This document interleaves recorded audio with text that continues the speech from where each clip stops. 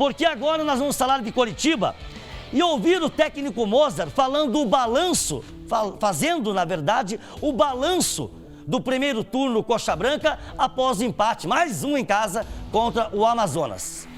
Em termos de pontuação, é uma pontuação importante. E aí eu concordo que os últimos 3 jogos nós não tivemos o desempenho condizente com esses 35 pontos.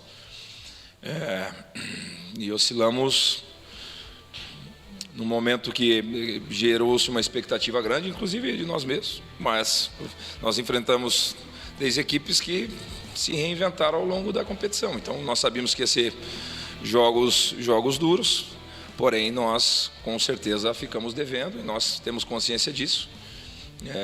E agora tem todo um turno pela frente.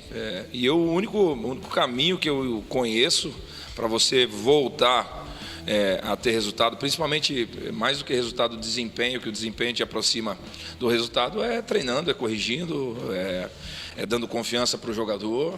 Eu não conheço outro caminho assim. Para mim, o que falam sem ser o trabalho diário, para mim é história. Nesse ponto, o Mozart foi muito realista. Vamos colocar o gol do Coritiba na tela.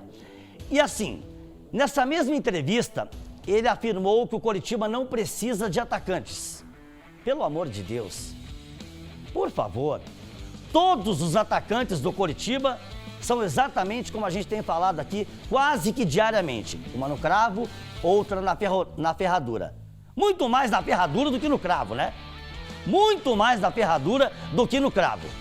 E aí, quem tem que marcar os gols? Zagueiros, como o Maicon, que marcou o gol do Coritiba, os laterais, os volantes, os meias, porque os atacantes pouco funcionam, pouco produzem, pouco marcam, pouco decidem.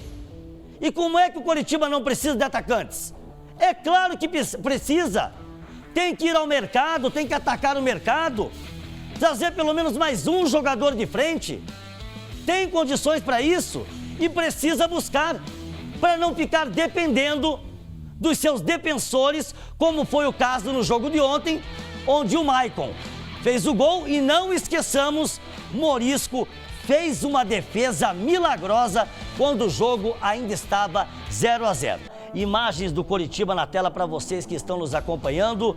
Bom, é o seguinte, ficou no 1-1 contra o Amazonas e eu acho que mais importante que falarmos desse empate, olha o Morisco salvando mais uma vez, né? Foi a tônica do primeiro turno do Coritiba, o Morisco fazendo milagres e salvando o Verdão, certo?